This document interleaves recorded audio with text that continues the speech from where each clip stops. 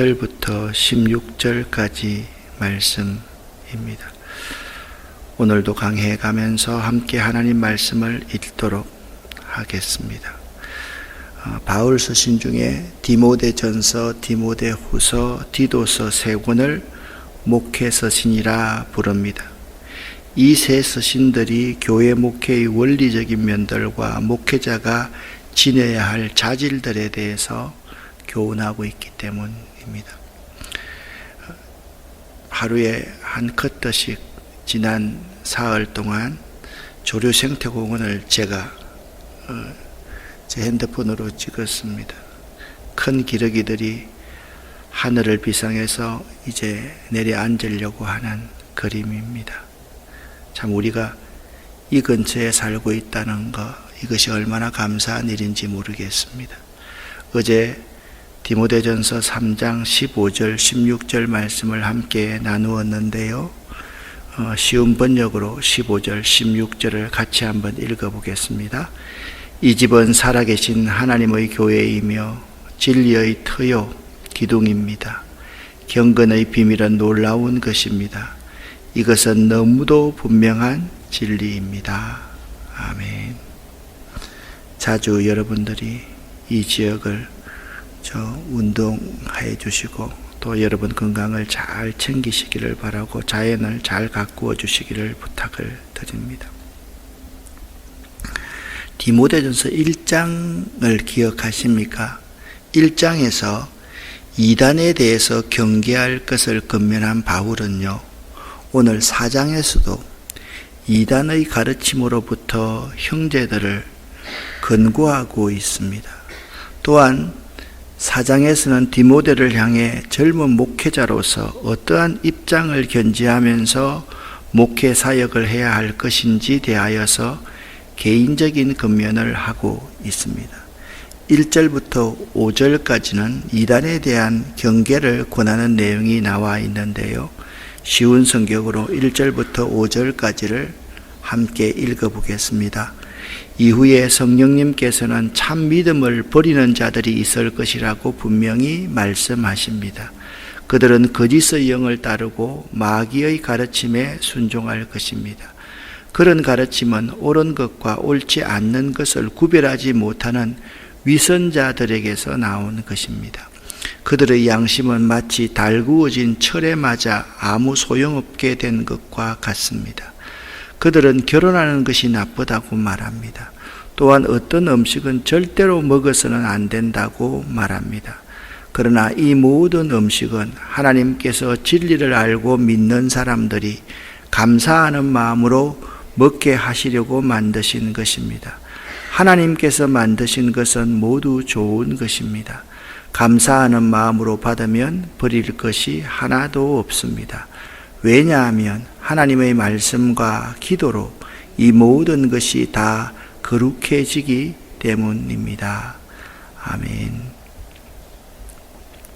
1절 말씀을 주의해서 볼 수 있어야만 됩니다. 성령께서 바울에게 밝히 말씀해 주셨습니다. 어떤 것을 말씀해 주었느냐? 이후에 훗날에 믿음을 떠나 미혹해하는 영과 귀신의 가르침을 따르는 어떤 자들이 나타날 것이다 라는 내용이었습니다. 과연 바울이 말한 대로 어떤 사람들이 나타나게 되었는데요. 그들은 영지주의 사상을 가진 자들입니다. 이들은 진리를 거스리는 자들로 예수께서 그리스도이심과 육체로 오신 사실을 부인하는 자들입니다. 이들은 사탄의 종들이라 그렇게 말하고 있습니다. 영지주의자들은요, 초기 기독교에 침투하여 많은 사람들을 미혹해 한 이단이었습니다.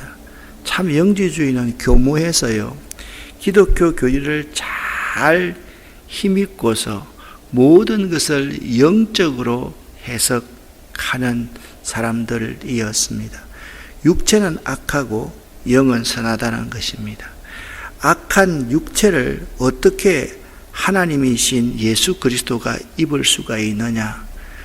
우리가 예수를 볼 때 육체로 입고 오신 것처럼 보이지만 그는 실상은 영으로 이 땅에 오셨다. 예수께서 육체로 이 땅에 오신 것을 부인하는 자들이었습니다. 그들은요, 2절 말씀대로 양심의 화인을 맞은 자들입니다. 이 화인을 맞았다는 헬라어 카우테리아조라는 단어는 불도장을 찍다. 여러분, 옛날에 노예들이나 자기 짐승들에게 자기 소유라는 것으로 불도장을 하인을 했지 않습니까? 그것이 양심의 화인 맞았다. 절대로 바꾸어지지 않는 것을 의미합니다. 또한 죄의 도장을 찍다라는 뜻이 있습니다. 이는 양심이 마비되었다, 죄의 종으로 인침을 받았다라는 뜻으로 해석할 수가 있습니다. 우리가 그리스도의 인침을 받으면 그리스도의 사람들이지만 양심의 화인을 맞아 죄의 인침을 받으면 사탄의 노예인 것입니다. 그러니까 그리스도의 사람과 사탄의 노예는요, 크게 차이 나는 것이 아닙니다. 손바닥 딱 뒤집으면 차이가 납니다. 어떤 것입니까? 예수 그리스도의 인성을 부인하면 그것은 적 그리스도가 된다라는 사실을 알아야 됩니다. 우리는 천하 인간의 구원을 얻을 만한 이름을 우리에게 주신 적이 없다. 예수 이름 외에는 구원받을 수 없다라는 아주 귀한 교리를 고백하며 사는 사람들입니다. 사람들은 그렇게 말을 합니다. 아니, 그렇게 편협될 수가 있냐? 예수를 믿어야지 구원을 받는다. 아니, 왜 그렇게 좁게 말하냐? 좁게 말하는 것이 아닙니다. 예수를 믿으면 구원받을 수 있다는 것만큼 쉬운 구원의 방법이 없습니다. 광야에서 이스라엘 백성들이 뱀에 물려가 독뱀에 물려가서 다 죽게 되었을 때 하나님께서는 모세에게 노스로 뱀을 만들어서 장대 위에 매달라 그랬습니다. 자, 온몸에 독이 퍼져가는 사람들, 그들이 할 수 있는 방법이 의사를 찾아가는 방법이겠습니까? 좋은 약을 먹는, 해독제를 먹는 방법이겠습니까? 일어나서 다른 어떤 행동을 취하는 방법이겠습니까? 좋은 의학 문헌을 찾는 방법이겠습니까? 아닙니다. 눈알만 움직여서 장대 위에 매달린 노뱀을 바라보는 자는 다 살았습니다.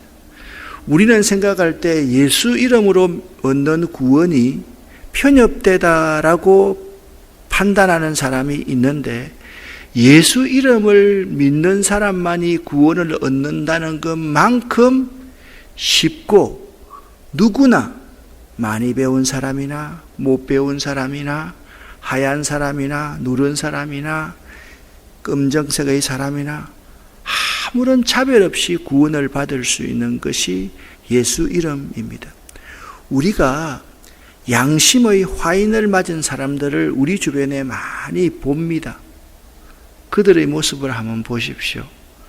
사람은 겉모습은 그 사람인데 그의 속에는요, 사탄의 노예로서 사탄이 죄의 종으로 인치 놓은 사람임을 우리는 알아야만 합니다. 사랑하는 여러분, 여러분의 몸에는 갈라디아서 6장 17절 말씀대로 그리스도의 흔적이 있습니까? 우리 몸에 예수 그리스도의 흔적이 있어야만 하는 것입니다. 영지주의자는 그러면 어떠한 금욕 생활을 주장했습니까? 그들은요, 두 가지를 주장을 했습니다. 그들은 결혼해서 성생활을 하는 것이 나쁘다. 그래서 결혼을 하지 말아야 된다.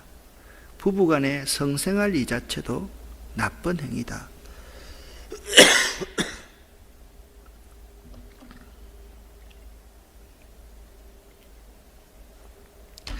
이상하게 방에 있을 때는 아무렇지도 않는데 강대상에만 올라오면 왜 이렇게 기침이 나는지 모르겠어요. 그래서 이것은요, 그들은 일반적인 사람들에게는 굉장히 의미가 있는 것이었습니다. 왜냐하면 그 시절에는요, 모든 이단의 제단에 가면요, 여인들이 있었습니다. 그들과 성행위를 함으로 말미암아서 우상을 숭배하는 것이 그들이었습니다. 오늘날 보면 또 창녀 같은 사람, 그런 사람들이 거기에 있었습니다. 그래서 사람들은 그것을 극혐했습니다. 이게 전달되어져 가지고 가정에서의 부부 생활을 하는 것까지 그들은 나쁘다고 말을 했습니다. 두 번째는요, 어떤 음식들은 절대로 먹어서는 안 된다라고 그들은 주장했습니다. 이러한 이단에 대한 사도 바울의 지침은 확고했습니다. 3절과 4절 보면 이런 말씀이 있습니다. 그러나 이 모든 음식은 하나님께서 진리를 알고 믿는 사람들이 감사함으로 먹게 하시려고 만드신 것입니다. 하나님께서 만드신 것은 모두 좋은 것입니다. 하나님께서 만드신 결혼 제도도 좋은 것입니다. 감사하는 마음으로 받으면 버릴 것이 하나도 없습니다. 왜냐하면 하나님의 말씀과 기도로 이 모든 것이 다 거룩해지기 때문입니다. 기도만 하면 거룩해진다는 것이 아니라 우리가 기도할 때 감사하고 음식을 먹고 감사하면서 가정을 이루는 것, 그것이 매우 중요한 신앙의 원리다라는 말씀입니다. 하나님께서 우리에게 주신 물질을 선용하는 것과 부부가 정당하게 성생활을 하는 것은 하나님 앞에 아름다운 것입니다. 부부 외에 다른 사람과 성생활을 하는 것은 아주 나쁜 행위지만 부부로서의 아름다운 관계를 갖는 것 정말 귀한 것입니다. 자, 이제 6절부터 10절까지의 말씀에서는 목회자는 경건에 이르는 연습에 진력해야 한다라고 말씀하고 있습니다. 쉬운 성경으로 같이 읽어보겠습니다. 이 모든 것을 형제들에게 잘 말하십시오. 그러면 그대가 예수 그리스도의 선한 일꾼임을 모두가 알게 될 것입니다. 그대가 따르는 믿음의 말씀과 선한 가르침을 통해 자신이 잘 양육되었음을 사람들에게 나타낼 수 있습니다. 하나님의 진리와는 다른 어리석은 이야기를 하는 사람들도 있을 것입니다. 그러한 가르침에 솔깃하지 말고 오직 하나님을 섬기는 경건한 일에 스스로를 훈련시키십시오. 육체의 훈련은 약간의 도움을 주지만 하나님을 섬기는 경건의 훈련은 모든 일에 유익합니다. 경건은 이 세상에서의 생명뿐 아니라 앞으로 올 세상에서의 생명도 약속해 줍니다. 지금 내가 하는 말을 잘 듣고 믿음을 가지고 받아들이십시오. 우리는 이것을 위해 지금까지 열심히 일해왔습니다. 우리의 소망은 살아계신 하나님께 있습니다. 그분은 우리 모두를 구원하실 분이며 특별히 믿는 자들에게 구원자가 되십니다. 아멘. 자, 6절에 보니까 이 모든 것들을 형제들에게 잘 말하십시오. 이 말은 어떤 것을 말해라고 하는 것입니까? 하나님의 말씀과 성도들의 기도를 통해서 거룩하게 됩니다. 하나님의 말씀에 보면 모든 음식들은 다 선하고 결혼은 선한 것이라고 말했기 때문에 이 모든 것들을 형제들에게 잘 가르치라는 것입니다.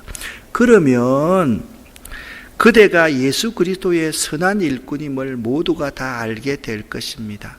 그대가 따르는 믿음의 말씀과 선한 가르침을 통해서 자신들이 디모데 목사님이 우리를 잘 가르쳐 주셔서 우리가 잘 양육 받았음을 사람들에게 드러낼 수 있을 것이다 라고 말하고 있는 것입니다. 특별히 디모데 전서 4장 7절 말씀에 아주 경건에 이르기를 연습하라 라는 단어가 있습니다. 여기 연습하다는 헬라어 굼나조라는 단어는 발가벗은이라는 뜻을 가진 굼노스에서 유래한 말인데, 여러분 오늘날은 보면 그래도 최소한의 러닝과 반바지를 입고 운동을 하지만 그 시대는요, 가릴 것만 딱 가리고 거의 벌거벗은 채로 운동을 하고 경주를 했습니다. 여러분 영화 같은 데서 많이 봤지요. 이 굽나조라는 단어는요, 운동선수가 옷을 벗고 맹렬히 연습하는 모습과 관련이 있습니다. 그러니까 경건에 이르는 연습은요, 대충 하는 것이 아니라 사력을 다해야만 한다는 것입니다. 모든 성도는요, 경건에 이르도록 힘써 자신을 훈련해야 하며, 특별히 목회자는 그렇습니다. 목회자는요, 경건에 이르는 훈련을요, 대충 해서는 안 됩니다. 온몸을 다 벗고요. 여러분, 육상 선수가 0.001초를 단축시키기 위해서 가장 편리한 옷을 만들어 입지 않습니까? 그렇게 진력을 다하라, 사력을 다해서 자기 스스로 경건에 이르기를 연습할 수 있어야 한다라고 말하고 있습니다. 신체를 단련시키는 육체의 연습과 비교할 때 경건에 이르는 연습은 범사에 유익하다라고 말씀하고 있는 것입니다. 현재 우리들에게 필요한 것이 무엇입니까? 하나님과의 깊은 교제 속에서 자신을 철저하게 훈련하는, 자신을 철저하게 절제하는, 자기를 철저하게 복종시키는 연습임을 알아야만 합니다. 그러나 우리들은 대충 옷 입고 그냥 훈련하려고 합니다. 추우니까 오늘은 쉬자. 또 두터운 옷을 입고 오늘은 그냥 조금만 걸어만 다니자. 이렇게 하는 것은 굽나죠. 경건에 이르기를 연습하는 자세가 아님을 알아야만 하는 것입니다. 마치 군인이 혹한기 훈련을 하듯이 그러한 자세로 권투 선수와 레슬링 선수와 UFC에서 축구 선수들이 최선을 다해서 훈련하듯이 그렇게 경건에 이르기를 훈련해야 한다라고 말하고 있습니다. 사도 바울은 디모데에게 이렇게 강조합니다. 9절입니다. 지금 내가 너에게 하는 말을 잘 듣고 믿음을 가지고 받아들이라 라고 말씀하고 있습니다. 그러니까 내가 시키는 대로, 성경이 말씀하는 대로, 성경의 방법대로 목회하라, 그렇게 말씀하고 있습니다. 그리고 목회자의 삶은 이래야 한다라고 권면하고 있습니다. 10절을 읽어주시기를 바랍니다. 혹시나 여러분 글이 잘 안 보이시는 분은 읽어주시기를 바랍니다 할 때 제가 하는 목소리만 잘 들으시면 되겠습니다. 우리는 이것을 위해 지금까지 열심히 일해왔습니다. 우리의 소망은 살아계신 하나님께 있습니다. 그분은 우리 모두를 구원하실 분이며 특별히 믿는 자들에게 구원자가 되십니다. 아멘. 우리의 소망은 살아계신 하나님께 있습니다. 우리 목회자의 소망은 살아계신 하나님께 두어야만 한다라고 말하고 있습니다. 자, 우리들이요, 가만히 보면 우리의 소망이 건강에 있고, 우리의 소망이 권력의 힘에 있고, 우리의 소망이 돈에 있고, 우리의 소망이 세상 다른 지식에 있는 사람이 굉장히 목회자 가운데도 많이 있습니다. 교인들 가운데도 그러한 사람들이 참 많이 있습니다. 요즘은 그런 사람들이 많이 사라졌는데 만나면 당신 어느 대학 나왔어요? 이것부터 물어보는 사람들이 있습니다. 그것과 신앙생활 하는 것과 무슨 상관이 있습니까? 난 놓고 기억자를 모른다 할지라도 그 속에 예수 그리스도의 고매한 인격이 드러날 수 있음을 우리는 잘 모르고 있는 사람들을 주변에서 많이 보고 있는 것입니다. 11절부터 14절까지는 디모데가 어떻게 교회를 다스려 나가야만 하는지 그 방법을 말씀해 주고 있습니다. 연소한 디모데가 어떻게 교회를 다스려 나가야만 할 것인가. 11절부터 14절까지 말씀을 읽어보겠습니다. 그대는 이러한 사실들을 가르치고 명령하십시오. 그대가 젊다는 이유로 사람들이 그대를 업신여기지 않게 하고 믿는 사람으로서 어떻게 살아가야 하는지 모범을 보이십시오. 말과 행동, 사랑과 믿음, 그리고 순결하고 깨끗한 삶을 통해 사람들에게 본을 보여주기 바랍니다. 내가 갈 때까지 열심히 성경을 읽고 사람들을 권면하며 잘 가르치십시오. 그대가 받은 은사를 잊지 말고 잘 사용하십시오. 그것은 교회의 장로들이 그대의 머리에 손을 얹고 기도할 때 예언을 통해 그대에게 주어진 것입니다. 아멘. 여러분 10절 11절 말씀을 보면 그대가 젊다는 이유로 누구든지 내 연소함을 업신여기지 말라. 이때 디모데의 나이가 몇 살쯤 되었을까요? 지금까지 여러분 설교를 들으면서 디모데의 나이가 몇 살 정도라고 여러분이 알고 있습니까? 사람들은 젊다는 이유로 이걸 보고 디모데가 청년이다 이렇게 설교하시는 분들이 있습니다. 틀렸습니다. 디모데가 에베소 교회를 목회하는 당시 나이를 학자들이 계산해 보니까 38세에서 40세인 정도로 추정이 됩니다. 그러니까 결코 어린 사람이 아니죠. 왜 그런데 연소함을 업수 여기지 말라고 했을까요? 그가 목회하고 있는 에베소 교회 장로들에 비하면 연소한 나이였다라는 것입니다. 그래서 나이 문제로서 나이 많은 사람들이 자신을 깔보거나 무시하여서 복음의 지장을 초래하지 않도록 디모데는 잘 처신해야만 했습니다.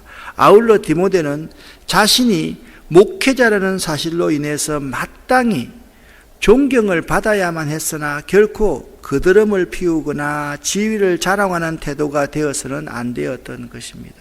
오늘날도 죄송한 말씀이지만 제가 자꾸 여러분 앞에 설교하면서 고백하지만 목회자라는 이유 때문에 대접받으려고 하고 목회자라는 이유 때문에 거드름을 피우는 사람들이 많이 있습니다. 여러분, 목회자가 설교하고 목양을 할 때 목회자이지 목회자가 권사님 앞에 있을 때는 한 사람의 동생 같은 사람입니다. 장로님 앞에 있을 때는 동생 같은 사람이라는 사실을 잊지 말아야만 합니다. 거드름을 피우거나 목회자가 목회자라고 해서 존경을 받으려고 하는 그런 시대는 지났습니다. 사실 좀 첨언을 하자면 우리 한국 교회에 사모라는 말이 있습니다. 목사의 부인을 높여서 사모라고 하는데 저는 이것이 틀렸다고 생각합니다. 사모도 집사로 임명하든지 권사로 임명하든지 장로로 임명하든지 이렇게 해야 되는 거지 사모기 때문에 어떤 사람들은 재직해도 못 들어온다고 이야기를 합니다. 아니 그 말이 됩니까? 우리들은 있잖아요. 자꾸 잘못된 목회자의 상을 자꾸 가지고 있습니다. 목회자이기 때문에 목회자이기 때문에 돈을 안 내야 됩니까? 대접을 받아야만 합니까? 아닌 것입니다. 목회자가 대접할 수 있으면 얼마든지 대접할 수 있는 사람이 되어야만 하는 것입니다. 그러므로 디모데는 다음 5가지에 있어서 모든 믿는 자들에게 본이 되어야만 했습니다. 첫 번째, 말에 대해서 본이 되어야만 하고, 두 번째는 행실에 대해서 본이 되어야만 하고, 세 번째 사랑에 대해서 본이 되어야만 하고, 네 번째 믿음에 대해서 본이 되어야만 하고, 다섯 번째 정절에 대해서 본이 되어야만 합니다. 특별히 정절, 하나님의 법에 대한 순종에서 비롯되는 순결한 성품과 거룩한 생활 태도에서 본을 보여야만 한다라는 사실입니다. 사랑하는 여러분, 여러분은 교회 내에 있는 성도들에게나 밖에 있는 사람들에게 과연 위와 같은 본을 보이고 있습니까? 그리고 바울이 디모데에게 꼭 부탁하는 것은 이것입니다. 그대가 간직한 은사를 소홀히 여겨서는 안 됩니다. 그것은요, 노회에서, 총회에서 안수를 받을 때 예언의 말씀을 통해 그대에게 주어진 것이기 때문에 그 은사는 나이와 상관없이 소중하게 사용되어져야 한다라고 그렇게 부탁하고 있습니다. 마지막으로 바울이 디모데에게 가장 강조하면서 부탁하는 것이 있었습니다. 15절과 16절을 현대인의 성경으로 제가 읽어보겠습니다. 그대는 이 일을 깊이 생각하고 실천하여 그대가 발전하는 모습을 모든 사람이 보게 하시오. 그대는 그대의 삶과 가르치는 일을 잘 살펴 꾸준히 그 일을 계속하시오. 그러면 그대 자신과 그대의 말을 듣는 사람들이 다 구원하게 될 것입니다. 교우들이요, 진정 보고 싶어 하는 것은 목회자의 발전하는 모습입니다. 처음부터 마지막까지 10년 전과 지금 설교가 똑같고 무조건 결론이 똑같으면 교인들이 설교를 지겨워하지 않겠습니까? 교인들이 가장 목회자에게 보고 싶은 것은 발전하는 모습, 진보를 보고 싶어 한다. 또 교우들이 가장 보고 싶어 하는 것은 목회자의 삶입니다. 삶에서 실천하는 모습을 보고 싶어 합니다. 또한 교우들이 보고 싶어 하는 것은 목회자가 공부하는 것입니다.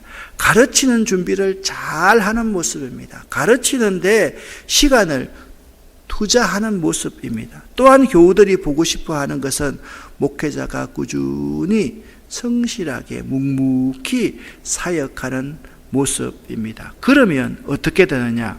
그대 자신과 그대의 말을 듣는 사람들이 다 구원을 받게 될 것이다 라고 말씀하고 있습니다. 우리들은 자신의 진보와 영적인 문제에 대해서 민감하게 반응하고 준비하면서 자신을 채찍질할 수 있어야만 할 것입니다. 여러분은 어떻습니까? 여러분의 진보를 위해서 한 달에 책 1권, 2권, 3권이라도 날마다 성경 말씀을 읽고 있습니까?